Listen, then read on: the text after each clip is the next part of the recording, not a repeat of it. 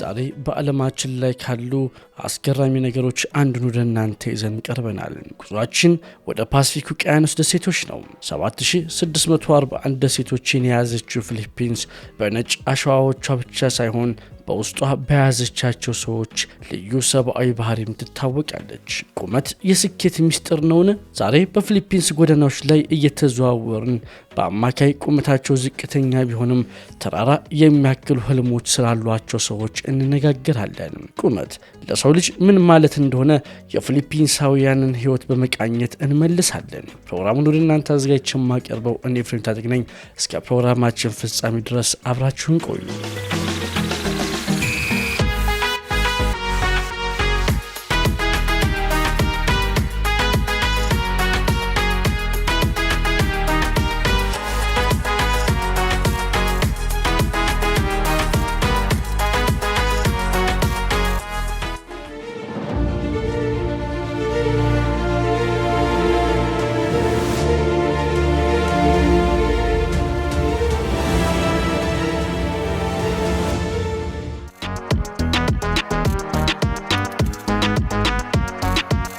ወደ ኋላ መለስ ብለን ስንመለከት ፊሊፒንሳውያን በአጭር ቁመታቸው የተነሳ በታሪክ ውስጥ ታታሪዎችና የማይበገሩ ተብለው ይጠሩ ነበር።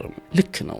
በቅኝ ግዛት ወቅት ፊሊፒንሳውያን በአጭር ቁመታቸው ተጠቅመው በጠባብ ዋሻዎችና ጥቅጥቅ ባሉ ደን ውስጥ በቅልጥፍና በመንቀሳቀስ ጠላቶቻቸውን ያስገርሙ ነበር። ዛሬም ቢሆን አጭርነት በፊሊፒንስ እንደ ድክመት ሳይሆን እንደ አንድ የማንነት መገለጫ ነው የሚታየው። እንደውም ሊትል ፒፕል ወይም አጫጭር ሰዎች የራሳቸው የሆነ ማህበራትና የስራ ዘርፎችም አሏቸው።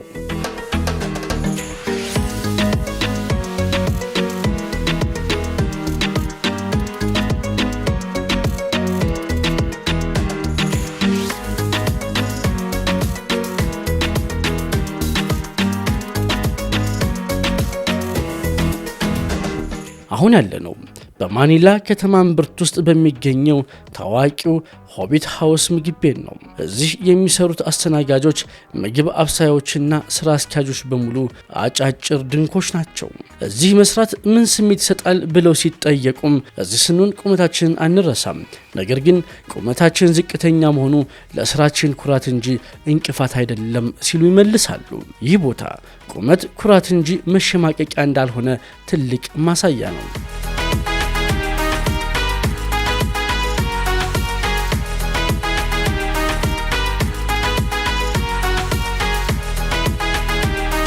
የፊሊፒንሳውያን ቁመት ዝቅተኛ መሆን በሶስት ዋና ዋና ምክንያቶች ላይ የተመሰረተ እንደሆነ ተመራማሪዎች ይናገራሉ። አንደኛው ዘር ነው። የአባቶቻቸው የዘር ግንድ ዝቅተኛ መሆኑ ለትውልድ ተላልፏል። ሁለተኛው ደግሞ አመጋገባቸው ነው። ይህም የፕሮቲንና የካልሲየም እጥረት በልጅነት እድገት ላይ ተጽዕኖ ሊያሳድር ይችላል። ሶስተኛው ደግሞ አካባቢያዊ ሁኔታዎች ናቸው። ደሴታማና ሞቃታማ አካባቢዎች ለሰውነት ቅርጽ የራሳቸው ተጽዕኖ አላቸው። የፊሊፒንስ የጤና ሚኒስቴር መረጃ እንደሚያሳየው ከ3 ህፃናት አንዱ የእድገት መገታት ያጋጥመዋል። ነገር ግን ይህ ተፈጥሯዊ ሁኔታ ከማንነታቸው ጋር ተዋህዶ ይገኛል።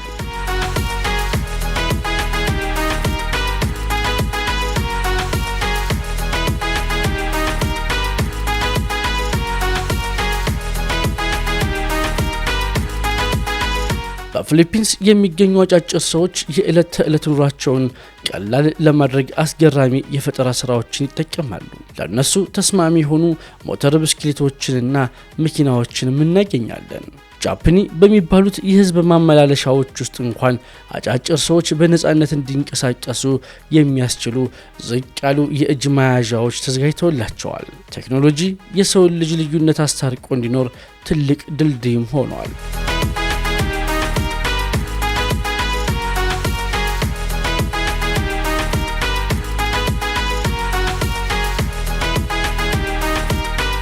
ፊሊፒንስ ውስጥ በብዛት የሚወደደው ስፖርት ቅርጫት ኳስ ነው። ረጃጅም ሰዎችን በሚፈልገው ስፖርት ውስጥ አጫጭር ፊሊፒንሳውያን እጅግ ፈጣኖች ናቸው።